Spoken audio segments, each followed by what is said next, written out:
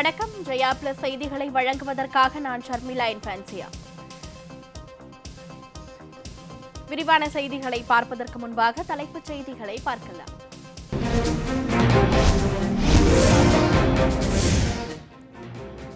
NEET மற்றும் JEE தேர்வுகளை ஒத்திவைக்க கோரிய வழக்கு மனுவை தள்ளுபடி செய்தது உச்சநீதிமன்றம்.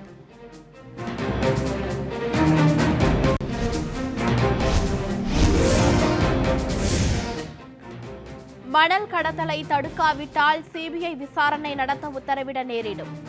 ஆட்சியர்களுக்கு சென்னை உயர்நீதிமன்ற மதுரை கிளை எச்சரிக்கை.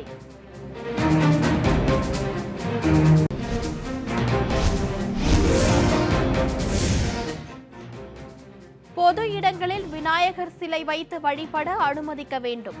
தமிழக அரசின் தடையை ரத்து செய்ய கோரி உயர்நீதிமன்ற மதுரை கிளையில் முறையீடு.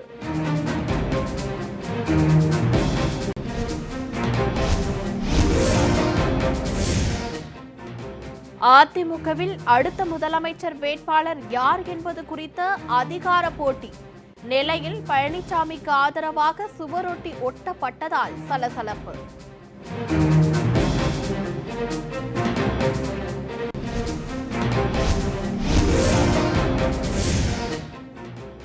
தீவிர சிகிச்சை பிரிவில் உள்ள எஸ்பிபி விரைந்து குணமடைய வேண்டும்.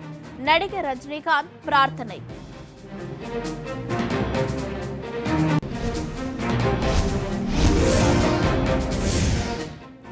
வங்கிகளிலிருந்து 6 மாதங்களுக்கு ஓய்வூதிய தொகையை எடுக்காதவர்களுக்கு பென்ஷன் நிறுத்தி வைப்பு. தமிழக அரசு உத்தரவு.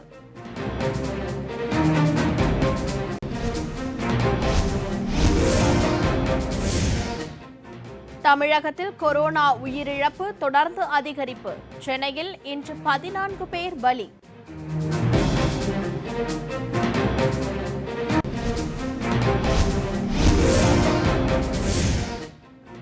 புதுச்சேரியில் இன்று ஒரே நாளில் அதிகபட்சமாக 302 பேருக்கு கொரோனா தொற்று. மொத்த பாதிப்பு 8000-ஐ கடந்தது.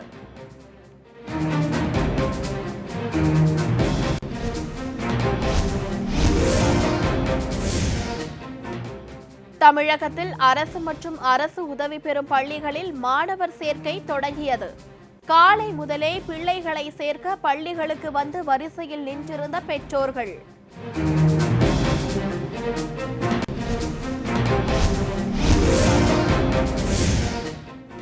இந்தியாவில் கடந்த 24 மணி நேரத்தில் மட்டும் 57,982 பேருக்கு கொரோனா தொற்று.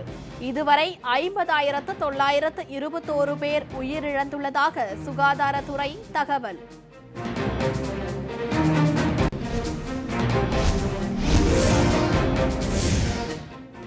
சென்னையில் டாஸ்மாக் கடைகளை திறக்கும் முடிவுக்கு டிடிவி தினகரன் கடும் கண்டனம்.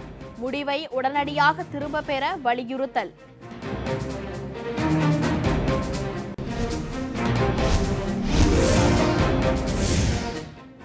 இந்தியாவில் 3 கோடி பேருக்கும் மேல் கொரோனா பரிசோதனை. ஐசிஎம்ஆர் தகவல்.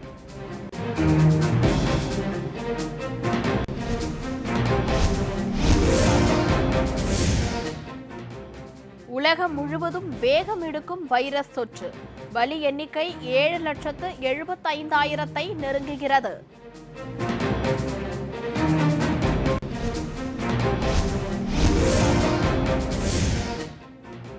கொரோனாவால் உயிரிழந்த டாஸ்மாக் ஊழியர்களின் குடும்பங்களுக்கு 50 லட்சம் ரூபாய் இழப்பீடு வழங்க கோரிக்கை. தமிழகத்தின் பல்வேறு இடங்களில் ஆர்ப்பாட்டம்.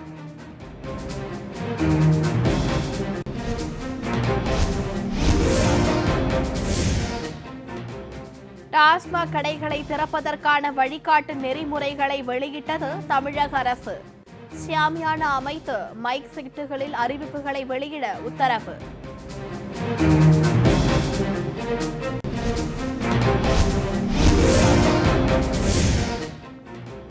பாஜகவுக்கு ஆதரவாக செயல்படவில்லை.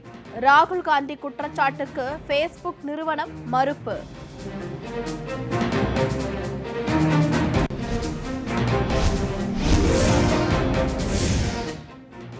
தங்கம் விலை சவரனுக்கு 232 ரூபாய் குறைந்தது. சென்னையில் ஆபரண தங்கம் சவரன் 40,568 ரூபாய்க்கு விற்பனை.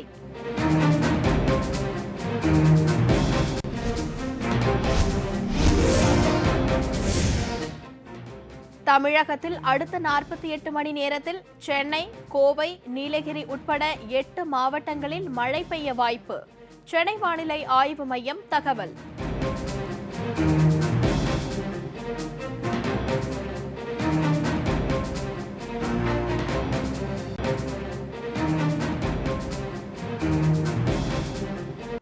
தொடர்ந்து செய்திகளை பார்க்கலாம். கொரோனா ஊரடங்கு காரணமாக நீட் மற்றும் ஜேஇஇ தேர்வுகளை ஒத்திவைக்க கோரி தாக்கல் செய்யப்பட்ட மனுவை உச்சநீதிமன்றம் தள்ளுபடி செய்துள்ளது. மருத்துவ படிப்புக்கான இந்த ஆண்டு நீட் தேர்வு செப்டம்பர் 13ஆம் தேதி நடைபெறும் என்றும், ஜேஇஇ எனப்படும் பொறியியல் படிப்புக்கான நுழைவுத் தேர்வு செப்டம்பர் 1ஆம் தேதி முதல் 6ஆம் தேதிக்குள் நடத்தப்படும் என்றும் ஏற்கனவே அறிவிக்கப்பட்டது.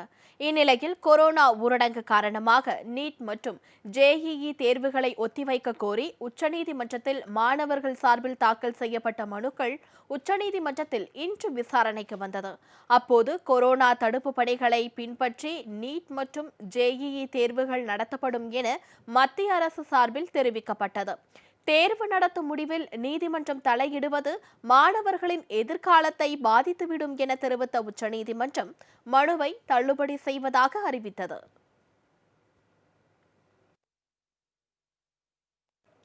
அதிமுகவில் அடுத்த முதலமைச்சர் வேட்பாளர் யார் என்பது குறித்த அதிகார போட்டி நீருபூத்த நெருப்பாக இருந்து வரும் நிலையில், நெல்லையில் எடப்பாடி பழனிசாமிக்கு ஆதரவாக ஒட்டப்பட்ட சுவரொட்டியால் பரபரப்பு ஏற்பட்டுள்ளது. தமிழக சட்டமன்ற தேர்தல் நெருங்கி வரும் நிலையில் அடுத்த முதலமைச்சர் யார் என்பதில் உச்சக்கட்ட குழப்பம் அக்கட்சியில் தலை தூக்கியுள்ளது. திரு பழனிசாமி தான் அடுத்த முதலமைச்சர் என அமைச்சர் ராஜேந்திர பாலாஜி கூறியதை அடுத்து திரு பன்னீர்செல்வத்தின் ஆதரவாளர்கள் கொதித்து எழுந்தனர். அடுத்த முதலமைச்சர் திரு பன்னீர்செல்வம் தான் என தேனி உள்ளிட்ட பகுதிகளில் சுவரொட்டிகள் ஒட்டப்பட்டன. கோஷ்டி பூசல் காரணமாக இந்த சுவரொட்டிகள் கிழிக்கப்பட்டதால் அஇஅதிமுகவில் உச்சக்கட்ட குழப்பம் ஏற்பட்டது. சென்னையில் நேற்று முன்தினம் அமைச்சர்கள் தனித்தனி குழுக்களாக திரு பழனிசாமி, திரு பன்னீர்செல்வம் ஆகியோரை தனித்தனியே சந்தித்து ஆலோசனை நடத்தினர். தனிப்பட்ட முறையில் கருத்து தெரிவித்தால் நடவடிக்கை எடுக்கப்படும் என கூட்டறிக்கை விடப்பட்டதை அடுத்து இந்த விவகாரம் நீருபூத்த நெருப்பாக இருந்து வருகிறது. இந்நிலையில் நெல்லை மாநகர பகுதியான வண்ணாரப்பேட்டை, நெல்லை சந்திப்பு, பாளையங்கோட்டை பகுதிகளில் திரு பழனிசாமிக்கு ஆதரவாக சுவரொட்டி ஒட்டப்பட்டிருந்தது. அதில் அவருடைய ஆதரவாளர்களின் படங்களும் இடம்பெற்றிருந்தன. தனிப்பட்ட முறையில் கட்சி நிர்வாகிகள் யாரும் முதலமைச்சர் பதவி குறித்து கருத்து சொல்லக்கூடாது என்று அஇஅதிமுக தலைமை அறிவித்துள்ள போதிலும் அதனை மீறி ஒட்டப்பட்ட சுவரொட்டியால் அப்பகுதியில் பரபரப்பு ஏற்பட்டுள்ளது. நெல்லை மாநகர பகுதிகளில் ஒட்டப்பட்டிருந்த சுவரொட்டிகளை திரு பன்னீர்செல்வத்தின் ஆதரவாளர்கள் கிழித்தெறிந்ததாக கூறப்படுகிறது. சுவரொட்டி குறித்து உளவுத்துறை போலீசார் தீவிர விசாரணை நடத்தி வருகின்றனர்.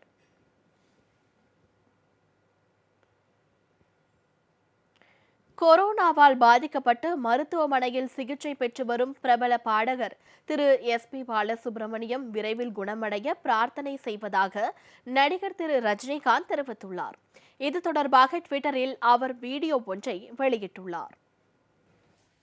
50 ஆண்டுகளுக்கு மேல இந்தியாவில் உள்ள பல மொழிகளில் தன்னுடைய இனிமையான குரலாலே பாடி கோடி கோடி மக்களை மகிழ வைத்த மதிப்புக்குரிய எஸ்பிபி அவர்கள் கொரோனாவில் பாதிக்கப்பட்டு சிகிச்சை பெற்று அபாய கண்டத்தை தாண்டிட்டாரு அப்படின்னு கேள்விப்படுறதுல எனக்கு மிக்க மகிழ்ச்சி. இன்னும் தீவிர சிகிச்சையில் இருக்கிற எஸ்பிபி அவர்கள் சீக்கிரம் குணமடைய வேண்டும் என்று எல்லாம் வல்ல இறைவனிடம் பிரார்த்திக்கிறேன். கொரோனாவால் பாதிக்கப்பட்டு மருத்துவமனையில் சிகிச்சை பெற்று வரும் பாடகர் எஸ்பிபி விரைவில் குணமடைந்து வீடு திரும்ப வேண்டும் என பிரார்த்தனை செய்வதாக இசையமைப்பாளர் திரு தேவா தெரிவித்துள்ளார். அவருடைய மகனும் இசையமைப்பாளருமான திரு ஸ்ரீகாந்த் தேவாவுடன் இணைந்து அவர் வெளியிட்டுள்ள வீடியோவில் இதனை கூறியுள்ளார். இந்த உலக மக்களோடு சேர்ந்து நாங்களும் தினமும் உங்களுக்காக பிரார்த்தனை பண்ணிட்டு இருக்கோம் சார். நீங்க பூரணமா குணமடைஞ்சு நல்ல மாதிரி வீடு வந்து சேருங்க சார். பாலு அங்கிள், நீங்கள் சீக்கிரமாக வீட்டுக்கு வரணும் அங்கிள். எல்லாரும் ப்ரே பண்ணிட்டு இருக்கோம் உங்களுக்காக. இந்த உலகமே ப்ரே பண்ணுது. ஸோ ரொம்ப எதிர்பார்த்துட்டு இருக்கோம் அங்கிள். பொது இடங்களில் விநாயகர் சதுர்த்தி கொண்டாட தடை விதித்த தமிழக அரசின் உத்தரவை எதிர்த்து உயர்நீதிமன்ற மதுரை கிளையில் முறையிடப்பட்டது.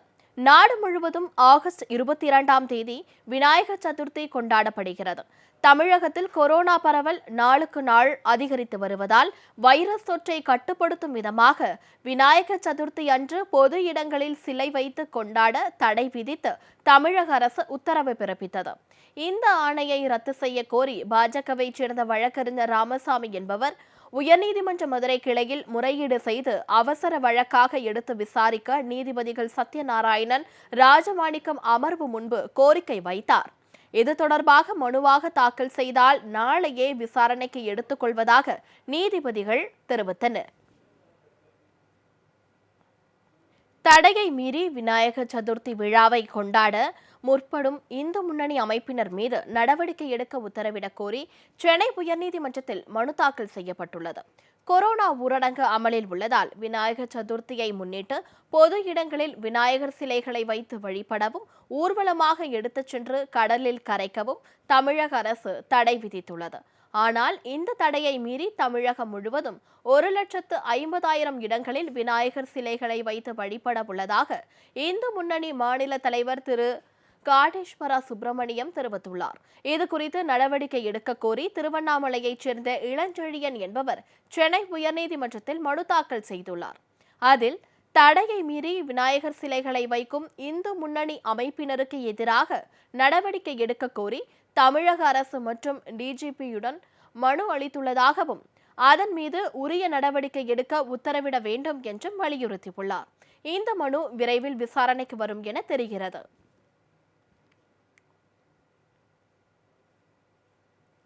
கொரோனா பாதிப்பின் வீரியம் குறையாத நிலையில் சென்னையில் டாஸ்மாக் கடைகளை திறக்கும் தமிழக அரசுக்கு அமமக்கள் முன்னேற்ற கழக பொதுச் செயலாளர் திரு டிடிவி தினகரன் கடும் கண்டனம் தெரிவித்துள்ளார். டாஸ்மாக் திறக்கும் முடிவை தமிழக அரசு திரும்பப் பெற வேண்டும் என்றும் அவர் வலியுறுத்தியுள்ளார்.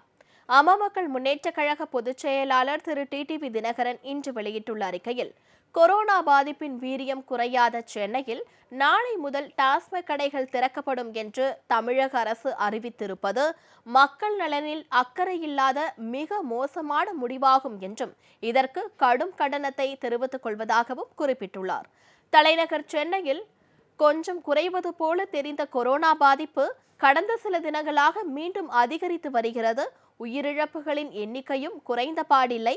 இந்த சூழ்நிலையில் நாளை முதல் சென்னையில் மது கடைகளை திறக்கவிருப்பது முற்றிலும் தவறானது என்றும் அவர் குறிப்பிட்டுள்ளார். இ பாஸ் தேவையில்லை என்று மத்திய அரசு அறிவித்த பிறகும் அதனை ரத்து செய்தால் கொரோனா பரவல் அதிகரிக்கும் என்று காரணம் கூறி வரும் தமிழக அரசு இப்போது எப்படி மது கடைகளை திறந்துவிட முடிவெடுத்தது என்று தெரியவில்லை என்றும் திரு டிடிவி தினகரன் ஐயம் தெரிவித்துள்ளார். சென்னைக்கு வெளியே ஓரளவுக்கு கட்டுப்பாட்டில் இருந்த கொரோனா பரவல் மாவட்டங்களில் டாஸ்மாக் கடைகள் திறக்கப்பட்டதற்கு பிறகுதான் வேகம் எடுத்தது என்பது தெரிந்திருந்தும் இப்படியோர் முடிவெடுப்பது துளியும் மனசாட்சி இல்லாத செயலாகும். மக்கள் எப்படி வேண்டுமானாலும் போகட்டும், அரசுக்கு வருமானம் வந்தால் போதும் என்ற ஆட்சியாளர்களின் எண்ணத்தை ஏற்கவே முடியாது. எனவே சென்னையில் கொரோனா பாதிப்பை அதிகப்படுத்திடும் ஆபத்து நிறைந்த டாஸ்மாக் திறப்பு முடிவை தமிழக அரசு உடனடியாக திரும்பப் பெற வேண்டும் என்றும் திரு டிடிவி தினகரன் வலியுறுத்தியுள்ளார்.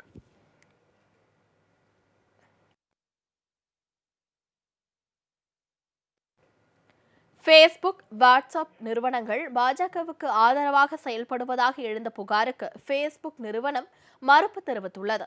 இந்தியாவில் ஃபேஸ்புக் நிறுவனம் போலி செய்திகளை பரப்பி வாக்காளர்களிடம் தாக்கத்தை ஏற்படுத்த முயற்சி செய்வதாக அமெரிக்காவின் வால் ஸ்ட்ரீட் ஜர்னல் கட்டுரை ஒன்றை வெளியிட்டிருந்தது. இந்த கட்டுரையை மேற்கோள் காட்டிய காங்கிரஸ் எம்பி திரு ராகுல் காந்தி, இந்தியாவில் ஃபேஸ்புக், வாட்ஸ்அப் ஆகிய சமூக ஊடகங்கள் பாஜக மற்றும் RSSஇன் கட்டுப்பாட்டில் இருப்பதாகவும் இந்த ஊடகங்களை பயன்படுத்தி பொதுமக்களிடையே பாஜக வெறுப்பு அரசியலை பரப்புரை செய்வதாகவும் குற்றம் சாட்டினார். இந்த குற்றச்சாட்டை ஃபேஸ்புக் நிறுவனம் மறுத்துள்ளது. வெறுப்பு பேச்சுகள், வன்முறையை தூண்டும் தரவுகளை தடை செய்துள்ளதாகவும் யாருடைய அரசியல் நிலைப்பாட்டுக்கும் சாதகமாக செயல்படுவதில்லை என்றும் அந்நிறுவனம் விளக்கமளித்துள்ளது. தங்களது கொள்கை மற்றும் பாதுகாப்பு நடைமுறைகளை தொடர்ந்து மேம்படுத்தி வருவதாகவும் ஃபேஸ்புக் நிறுவனம் தெரிவித்துள்ளது.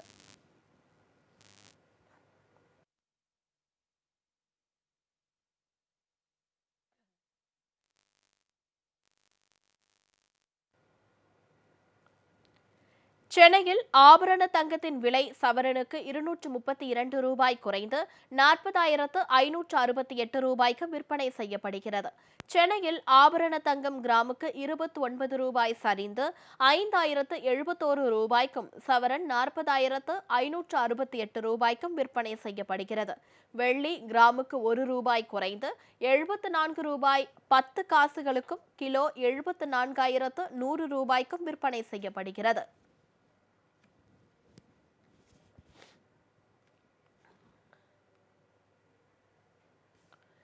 தியாக தலைவி சின்னம்மாவின் 66வது பிறந்த நாளையொட்டி துபாயில் இனிப்புகள் வழங்கி அமமுகவினர் உற்சாகமாக கொண்டாடினர். தியாக தலைவி சின்னம்மாவின் 66வது பிறந்த நாளையொட்டி ஐக்கிய அரபு அமீரகத்தில் துபாய் அமமுக முன்னேற்ற கழகம் சார்பில் இனிப்புகள் வழங்கி கொண்டாடப்பட்டது. ஐக்கிய அரபு அமீரகத்தின் அமைப்பாளர் கீழக்கரை திரு சாதிக், செயலாளர் திரு பாவை மும்பாட்சா, பொருளாளர் ஒரத்தநாடு திரு குமரேசன் ஆகியோர் தலைமையில் இனிப்புகள் வழங்கப்பட்டன. இந்நிகழ்ச்சியில் ஐக்கிய அரபு அமீரகத்தின் இணை செயலாளர் திரு உசிலை பா ஆதி கிளின்டன், இணை ஒருங்கிணைப்பாளர் லோட்டஸ் திரு எம் சந்திரசேகர், அமீரக நிர்வாகிகள் திட்டக்குடி திரு அர்ஜுனன், குமரி திரு நிஷார், திரு முகமது சௌகத், சோனாப்பூர் திரு முகைதீன், எழும்பூர் திரு மோகன் ஆகியோர் கலந்து கொண்டனர்.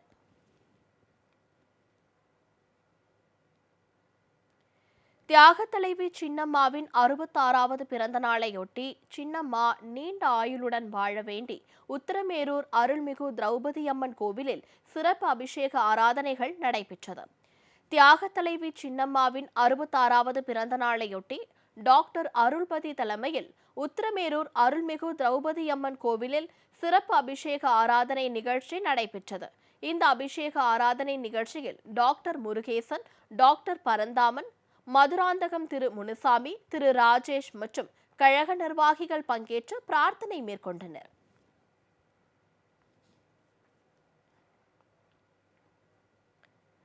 மணல் கடத்தலை தடுக்க நடவடிக்கை எடுக்காவிட்டால் மாவட்ட ஆட்சியர்கள் மீது சிபிஐ விசாரணைக்கு உத்தரவிட நேரிடும் என சென்னை உயர்நீதிமன்ற மதுரை கிளை எச்சரிக்கை விடுத்துள்ளது. சிவகங்கை மாவட்டம் மணலூரைச் சேர்ந்த பொற்கோ என்பவர் சென்னை உயர்நீதிமன்ற மதுரை கிளையில் மனு ஒன்றை தாக்கல் செய்துள்ளார். அதில் தொல்லியல் அகழாய்வுகள் நடைபெற்று வரும் கீழடி அருகே உள்ள மணலூர் பகுதியில் விதிகளை மீறி மணல் கடத்தல் நடப்பதாக தெரிவித்துள்ளார். அரசியல் பிரமுகர் ஒருவர் விவசாய பகுதியில் சவுடு மண் எடுப்பதாக கூறி அனுமதி பெற்றுவிட்டு ஆழமாக குழி தோண்டி அளவுக்கு அதிகமாக மணலை எடுத்து வருவதாக குறிப்பிட்டுள்ளார். இதனால் விளைநிலங்கள் பாதிக்கப்படுவதோடு தொல்லியல் ஆய்வுகளும் பாதிக்கப்படும் அபாயம் ஏற்பட்டுள்ளதாக தெரிவித்துள்ள மனுதாரர், மணலூர் பகுதியில் மணல் அள்ள வழங்கப்பட்ட அனுமதியை ரத்து செய்ய உத்தரவிட வேண்டும் என கோரிக்கை விடுத்துள்ளார். இந்த மனுவை இன்று நீதிபதிகள் சத்யநாராயணன், ராஜமாணிக்கம் அமர்வு முன்பு விசாரணைக்கு வந்தது. மனுவை விசாரித்த நீதிபதிகள், அகழாய்வு பணிகள் நடக்கும் இடத்திலிருந்து எவ்வளவு தொலைவில் மணல் எடுக்கப்படுகிறது, சவுடு மண் எடுப்பதற்கான அனுமதியை முறையாக பயன்படுத்துகிறார்களா என்பது குறித்து அதிகாரிகள் ஆய்வு செய்கிறார்களா என கேள்வி எழுப்பினர். தினமும் 10க்கும் மேற்பட்ட மணல் கடத்தல் வழக்குகள் விசாரணைக்கு வருவதாகவும், மணல் கடத்தல் தொடர்பாக ஏற்கனவே பல்வேறு உத்தரவுகளை நீதிமன்றம் பிறப்பித்துள்ள நிலையில் இதே நிலை தொடர்ந்தால் மாவட்ட ஆட்சியர்கள் மீது சிபிஐ விசாரணைக்கு உத்தரவிட நேரிடும் என எச்சரிக்கை விடுத்தனர். தமிழ்நாடு முழுவதும் உள்ள அரசு மற்றும் அரசு உதவி பெறும் பள்ளிகளில் 1 முதல் 10ஆம் வகுப்புக்கான மாணவர் சேர்க்கை இன்று தொடங்கியுள்ளது. தமிழகத்தில் கொரோனாவால் கல்வி நிலையங்கள் மூடப்பட்டுள்ளன. இந்த நிலையில் தமிழகம் முழுவதும் உள்ள அரசு மற்றும் தனியார் பள்ளிகளில் 1, 6 மற்றும் 9ஆம் வகுப்புக்கான மாணவர் சேர்க்கையும், வேறு பள்ளிகளில் இருந்து 2, 3, 4, 7, 8, 10ஆம் வகுப்பு மாணவர்களுக்கான சேர்க்கையும் தொடங்கியுள்ளது. சென்னை அசோக் நகர் அரசு மகளிர் மேல்நிலைப் பள்ளியில் காலை முதலே பெற்றோர் தங்கள் பிள்ளைகளுடன் வரிசையில் நின்று மாணவர் சேர்க்கையை மேற்கொண்டனர். மாணவர் சேர்க்கை முடிந்தவுடனேயே அந்த வகுப்புக்கான விலையில்லா பாட புத்தகங்கள், சீருடைகள் மற்றும் புத்தக பை உள்ளிட்டவை வழங்கப்பட்டன. சென்னை நெசப்பாக்கத்தில் உள்ள அரசு பள்ளி மற்றும் அசோக் நகர் பள்ளிகளில் பெற்றோர்கள் தங்களது அரசு பள்ளிகளில் ஆர்வமுடன் சேர்த்தனர். பள்ளியில் சேரும் மாணவர்களுக்கு உடனடியாக புத்தகம், நோட், பை, காலணி உள்ளிட்டவை கொடுக்கப்படுகின்றது. தூத்துக்குடி மாவட்டத்தில் உள்ள அரசு மற்றும் அரசு உதவி பெறும் பள்ளிகளில் மாணவர் சேர்க்கை இன்று காலை துவங்கியது. மாணவர்கள் தங்கள் பெற்றோர்களுடன் முகக்கவசம் அணிந்து சமூக இடைவெளியுடன் கலந்து கொண்டனர். பள்ளிகளில் மாணவர் சேர்க்கை நிறுத்தி வைக்கப்பட்டிருந்தது. தற்பொழுது தமிழக அரசின் உத்தரவின்படி இன்று முதல் 6 மற்றும் 9ஆம் வகுப்பு மாணவிகளுக்கு மாணவர் சேர்க்கை நடைபெறுகிறது. மாணவிகள் சமூக இடைவெளியுடன் முகக்கவசம் மற்றும் பாதுகாப்பு வசதி அவர்களுக்கு ஏற்படுத்தி தரப்பட்டுள்ளது. போக்குவரத்து வசதியும் அவர்களுக்கு ஏற்படுத்தி தரப்பட்டுள்ளது. கரூர் மாவட்டம் நரிக்கட்டியூர் ஊராட்சி ஒன்றிய தொடக்கப் பள்ளியில் 50க்கும் மேற்பட்ட மாணவ மாணவிகள் ஆர்வத்துடன் காத்திருந்து பள்ளியில் சேர்ந்தனர். சேர்க்கைக்கு டோக்கன் வழங்கப்பட்டு சமூக இடைவெளியுடன் அமர வைக்கப்பட்டனர். அதேபோல மாவட்டத்தில் உள்ள பல்வேறு பள்ளிகளில் மாணவ மாணவிகள் சேர்க்கைக்காக பெற்றோர்களுடன் ஆர்வத்துடன் வந்திருந்தனர். திருச்சி இடமலைப்பட்டி புதூரில் உள்ள அரசு நடுநிலைப் பள்ளியில் பெற்றோர்கள் தங்களது பிள்ளைகளை ஆர்வமுடன் அழைத்து வந்து சேர்த்தனர். அவர்களுக்கு அரசால் வழங்கப்படும் புத்தகங்கள் உள்ளிட்ட கல்வி உபகரணங்கள் வழங்கப்பட்டன. முன்னதாக மாணவர்கள் மற்றும் பெற்றோர்கள் முகக்கவசம் அணிந்து வர அறிவுறுத்தப்பட்டிருந்தனர். தனிமனித இடைவெளியை பின்பற்றும் வகையில் இடைவெளி விட்டு வட்டங்கள் வரையப்பட்டிருந்தன. சிவகங்கை மாவட்டம் காரைக்குடியில் உள்ள ராமநாதன் செட்டியார் நகராட்சி உயர்நிலைப் பள்ளியில் 6ஆம் வகுப்புக்கான மாணவர் சேர்க்கை தொடங்கியது. இந்த பள்ளியில் 6ஆம் வகுப்புக்கு 160 இடங்கள் மட்டும் உள்ள நிலையில் 500க்கும் மேற்பட்ட மாணவர்கள் பெற்றோர்களுடன் குவிந்தனர். இதனால் மாணவர்களின் வாசிப்பு திறனை வைத்து 6ஆம் வகுப்பிற்கான புதிய மாணவர் சேர்க்கை நடைபெற்று வருகிறது. கொரோனாவால் உயிரிழந்த டாஸ்மாக் ஊழியர்களின் குடும்பங்களுக்கு 50 லட்சம் ரூபாய் இழப்பீடு வழங்க கோரி தமிழகத்தின் பல்வேறு இடங்களில் ஆர்ப்பாட்டம் நடைபெற்றது. காலமுறை ஊதியம், கொரோனா நோய் தடுப்பு கருவிகள், பணி நிரந்தரம் உள்ளிட்ட கோரிக்கைகளை வலியுறுத்தி அனைத்து சங்கங்களின் கூட்டமைப்பு சார்பில் திருச்சி மத்திய பேருந்து நிலையம் அருகில் டாஸ்மாக் மதுபான கடை ஊழியர்கள் தொடர் முழக்க ஆர்ப்பாட்டத்தில் ஈடுபட்டனர். 14 அம்ச கோரிக்கைகளை வலியுறுத்தி கன்னியாகுமரி மாவட்டத்தில் உள்ள டாஸ்மாக் பணியாளர்கள் ஆர்ப்பாட்டத்தில் ஈடுபட்டனர். 1 வார காலத்திற்கு இந்த போராட்டம் நடத்தப்படும் என்றும், கேரளாவில் டாஸ்மாக் பணியாளர்களுக்கு அம்மாநில அரசு அமல்படுத்தியுள்ள பணி பாதுகாப்பு உள்ளிட்ட வழிமுறைகளை தமிழக அரசும் அமல்படுத்த வேண்டும் என தொழிற்சங்கத்தினர் கோரிக்கை விடுத்துள்ளனர். பெரம்பலூரில் பணி நிரந்தரம் உள்ளிட்ட 14 அம்ச கோரிக்கைகளை வலியுறுத்தி டாஸ்மாக் பணியாளர்கள் ஆர்ப்பாட்டத்தில் ஈடுபட்டனர். பெரம்பலூர் மாவட்ட டாஸ்மாக் பணியாளர்களின் அனைத்து தொழிற்சங்க கூட்டமைப்பு சார்பில் பெரம்பலூர் புதிய பேருந்து நிலையம் அருகே உள்ள டாஸ்மாக் கடை முன்பு நடைபெற்ற இந்த ஆர்ப்பாட்டத்தில் டாஸ்மாக் பணியாளர்களுக்கு கொரோனா தொற்று அரசாணை 280 அமல்படுத்த வேண்டும், டாஸ்மாக் பணியாளர்களை பணி நிரந்தரம் செய்ய வேண்டும் என்பன உள்ளிட்ட கோரிக்கைகளை நிறைவேற்ற வலியுறுத்தினர்.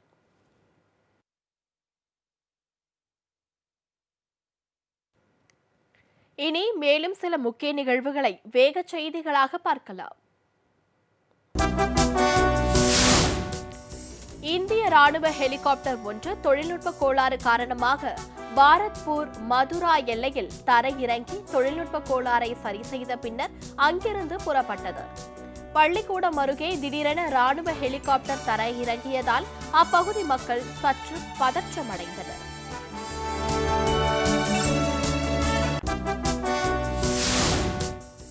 கேரளாவில் திருவிதாங்கூர் தேவசம் போர்டின் கீழ் உள்ள கோவில்கள் அனைத்தும் இன்று திறக்கப்பட்டன. கொரோனா பரவல் காரணமாக கோவில்கள் அனைத்தும் கடந்த சில மாதங்களாக மூடப்பட்டிருந்தன. இந்த நிலையில் திருவிதாங்கூர் தேவசம் போர்டின் கட்டுப்பாட்டில் உள்ள கோவில்கள் இன்று திறக்கப்பட்டு பக்தர்கள் தரிசனத்திற்கு அனுமதிக்கப்பட்டனர். திருவனந்தபுரத்தில் உள்ள ஆட்டுக்கால் பகவதிய கோவிலில் பக்தர்கள் சமூக இடைவெளியை கடைபிடித்து வழிபாடு நடத்தினர்.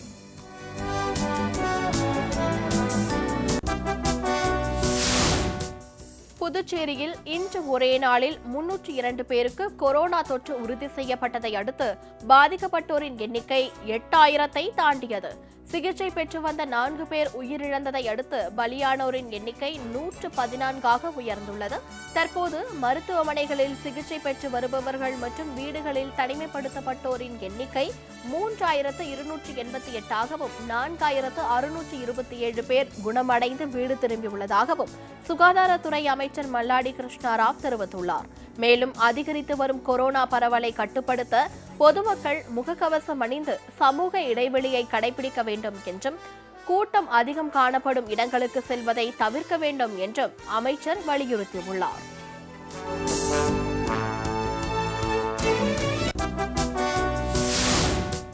சாத்தான்குளம் ஜெயராஜ் பென்னிக்ஸ் உயிரிழந்த விவகாரத்தில் காவலர் முருகனுக்கு ஜாமீன் வழங்க சிபிஐ கடும் எதிர்ப்பு தெரிவித்துள்ளனர். நெல்லை மாவட்டம் கண்ணன்குளத்தைச் சேர்ந்த முருகன் உயர்நீதிமன்ற மதுரை கிளையில் தாக்கல் செய்த மனு நீதிபதி பாரதிதாசன் முன்னிலையில் விசாரணைக்கு வந்தது. அப்போது சிபிஐ தரப்பில் ஆஜரான மூத்த வழக்கறிஞர் காவலர் முருகனுக்கு ஜாமீன் வழங்க கடும் எதிர்ப்பு தெரிவித்தார். இவ்வழக்கில் முருகன் தான் முக்கியமாக கருதப்படுகிறார். இருவரையும் கடையிலிருந்து காவல் நிலையத்திற்கு அழைத்து வந்து அவர்களிடம் வாக்குமூலம் பெற்று வழக்கு பதிவு செய்ததில் முக்கிய பங்கு முருகனிடம்தான் இருக்கிறது என்றும் குறிப்பிட்டார். வழக்கு விசாரணை ஆகஸ்ட் 25ஆம் தேதிக்கு ஒத்திவைக்கப்பட்டது.